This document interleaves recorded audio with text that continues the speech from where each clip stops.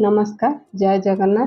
आज बनेगा झाड़खंडर पारंपरिक पिठा बोबरा पिठा, जोटा कि आम ओडिशा रे जेमती मंडा पिठा काकरा पिठा आमर जेकोसी पर्वपर्वाणी हेले बनाती, तो झाड़खंड रे ये पिठाटी बनाती। तो बनेबा शैली भी अति सहज आउ टेस्ट भी पूरा बहुत ही बढ़िया। तो आपण मानकु स्वागत करछि देसी फूड कोर्ट ओडिशा को। तो रेसिपीटा प्रथम रु शेष जाए देखंतु आउ आपणकर बहुमूल्य मतामत देबाकू जम्मारू भूलिबेनी।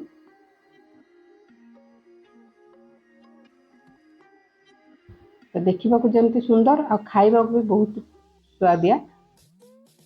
चलतु रेसिपीटा स्टार्ट करवा। तो आपड़ जेकोसी मापपाई कप गिना जेकोसी मेजरिंग कप भी यूज करें। मुझे मेजरिंग कप रे 2 कप नहीं अरुआ चाउल जोटा कि पिठा चाउल। तो ये नहीं अध कप बिरी 2 कप चाउल अध कप बिरी। आपन जमी 2 ग्लास जदि चाउल ने अध ग्लास देवे बिरी। तो ये चाउल को ये भलसे धोई ना 3-4 पानी रे जमी सबू धूली मैला बाहर जीव। तो भलसे मकची आम चाउल को बिरी चाउल को भलसे धोई ना। तो ये मुझे धोईकी पानी भर्ती कर नहीं। आपड़ चाहिए राति सारा भी भिजे पारे। मुझे 4-5 घंटा भिजे नहीं चाउल को ताकू कभर करना आम रेस्ट रखा जमी बिरी चाउल भलसे फुली जीव। तो ये फुलिला पर देखिपे केते सुंदर फुली जाए। आपन चाहिए राति सारा भिजेले भी आहरी पिठा बहुत ही बढ़िया हम। ये मुझे 4-5 घंटा भिजे नहीं। तो चलतु बिरी चाउल को बाटी ना। तो आपण जिते भी बाटुंट जेहेतु आप चीनी रे भी बनई पारे। जदि यहाँ बहु बाटापी जदि आपन को अधिका पानी लगुच तो आप जिते गुड़ चीनी आड करेंगे पतला होदी। आप गुड़ बनाऊँ तो गुड़ को प्रथम मेल्ट करने तो ताको छाणिकी अल्प अल्प पानी देकी ग्राइंड करने। तो मुझे जी दरकार मुझे अल्प पानी आड करके गोटे बहुत ही चिकनिया ग्राइंड करने बिरी चाउल को। तो आप पतला करके बाटबेनी तो पिठा भल हेनी। प्रथम टिके बहलिया करके बाटी नेबा। तो देख पारे केते चिकन की बाटी नहीं। तो जहाँ बड़का थिला सेकेंड फेज रे भी बाटी नहीं। तो आप जार धोईकी जमा पानी देवेनी आपण बाटरटा पतला हो।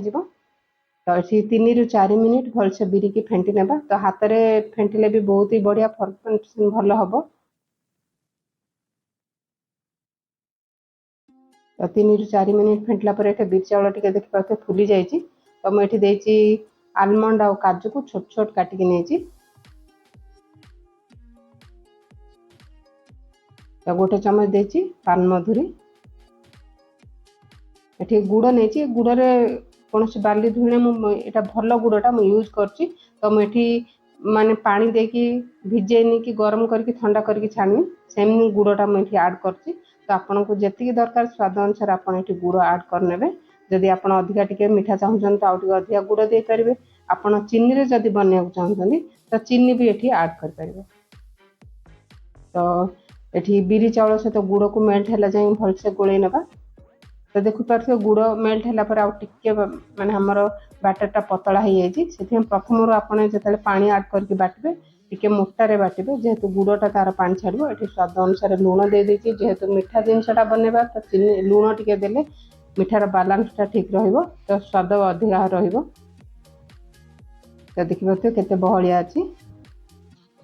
तो बेसी मोटा हेले पिठा माने मोटा मोटा हम पतला हेले पिठा उठिबनी। आपण जी समय आपण पारे समय थी से समय रेस्ट रखिए।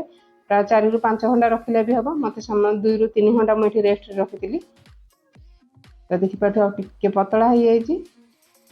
तो से प्रथम रू ही कम पानी देके आप ग्राइंड करने। तो आज रेसिपी जब भल लगे तो वीडियो को निश्चिंत गोटे लाइक करने। तो चलतु आम पिठा छाणा। तो मुझे नहीं रिफाइन तेल। तो तेल ये गरम होगा देवा हाई फ्लेम रे। जो आप बाटर आड करेंगे तो ये मीडियम हिट करने। आ गोटे जगार ही आमर बाटरटा पकेबा। तो पिठा तक एत फुली फुली माने बेंग फुला एत बड़ बड़ पिठा हो टेस्ट भी बहुत ही स्वादिष्ट बनुची।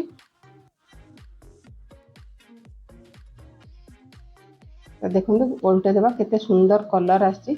बेसी समय लगुनि 2-3 मिनिट लगुच।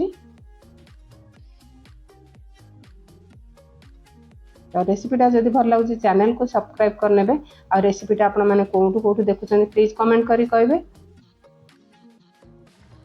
तो गुड़ यहाँ बनइले कलरटा बहुत बढ़िया आसो आउ देहपाई भी गुड़ भल। चीनी आपन जदि ऐड करेंगे टिके फिका कलर आसो माने धड़ालिया कलर आसो। तो जिते आप देखो पिठा ये होगा पर आप जाली चोटे काढ़ी आप एक्सट्रा तेल को बाहर करने प्रेस करने अधिका जहाँ तेल थी ये बाहर जीव।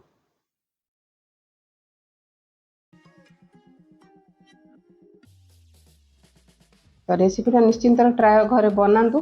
आपणकर रेसिपी केमिति लागिला निश्चिंत कमेंट बॉक्स रे गोटे कमेंट करेंगे। तो पुणी गोटे मुझे पिठा बन नौची। तो देखो केते सुंदर फुली जाइए।